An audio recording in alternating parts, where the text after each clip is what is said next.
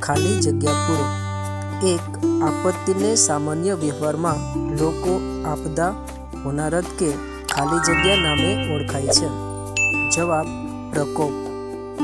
2 પ્રચંડ વાતાવરણીય તોફાનોને વાવાઝોડું કે ખાલી જગ્યા નામે ઓળખાય છે। જવાબ ચક્રવાત। 3 સાગરના તળિયે થતા ભૂકંપોથી ઉદ્ભવતા વિનાશકારી મોજા ખાલી જગ્યા નામે ઓળખાય છે। જવાબ સુનામી। 4 સાયકલ રોડની ખાલી જગ્યા બાજુએ ચલાવવી જોઈએ। જવાબ ડાબી। પ્રશ્ન 2 યોગ્ય રીતે જોડકા જોડો।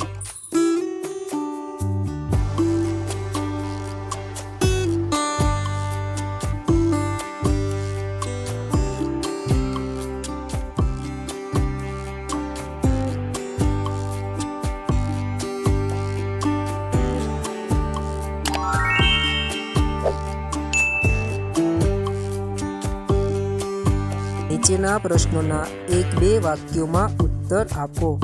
1 કુદરતી આપત્તિના કોઈ પણ 4 નામ લખો। જવાબ કુદરતી આપત્તિઓ: ભૂકંપ, દુષ્કાળ, દાવાનળ, પૂર, સુનામી અને વાવાઝોડું। 2 વાવાઝોડું એટલે શું? જવાબ વાતાવરણમાં હવાના દબાણમાં સર્જાતી અસમતુલાથી ઉદ્ભવતા પ્રચંડ વિનાશકારી વાતાવરણીય તોફાનને વાવાઝોડું કહે છે।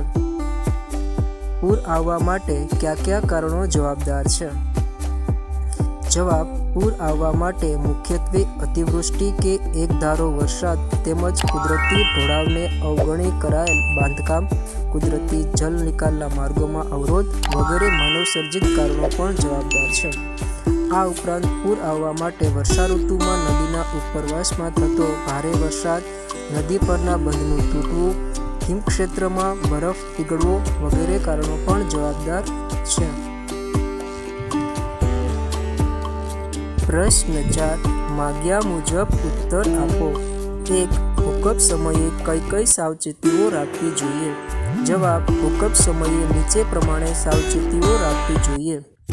1 તમે શાળામાં હો તો વર્ગખંડમાં પાટલી નીચે બેસી જવું। 2 વીજળીના થાંભલા અને તારથી દૂર રહેવું। માર્ગદર્શન માટે સ્થાનિક રેડિયો કે ટેલિવિઝન આવતા સમાચાર સાંભળવા। ભૂકંપ સમયે ગભરાઈ ન જવું। બહુમાળી મકાનોમાંથી નીચે ઉતરવા માટે લિફ્ટનો ઉપયોગ ન કરવો। ખાતરી કર્યા વિના ઘરમાં વીજળી, ગેસ વગેરે ચાલુ ન કરવા। ગેસ ગળતરને લીધે વિસ્ફોટ થઈ શકે।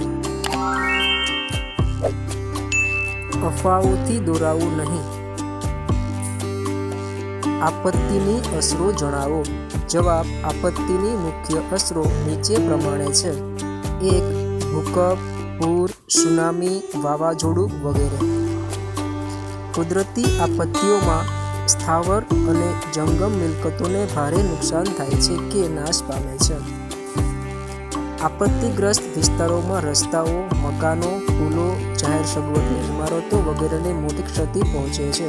તેમનું પુનઃનિર્માણ કરતાં વર્ષો લાગે છે તેમજ ખર્ચનું ફરીથી આયોજન કરવું પડે છે।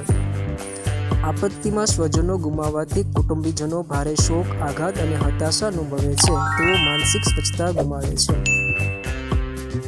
જે કુટુંબોએ કમાવનાર વ્યક્તિઓ ગુમાવ્યા હોય તેમની આર્થિક સ્થિતિ કફોડી બને છે। નિર્દોષ બાળકો અને સ્ત્રી પુરુષોનું અકાળે અવસાન થાય છે। કેટલાક લોકો કાયમી વિકલાંગ બને છે તેમજ તેમના પુનર્વસનની સમસ્યા ભારે વિકટ બને છે। રાબેતા મુજબ જીવન ખોવાઈ જતાં સામાન્ય લોકોને અનેક મુશ્કેલીઓ અને હાડમારીઓ વેઠવી પડે છે।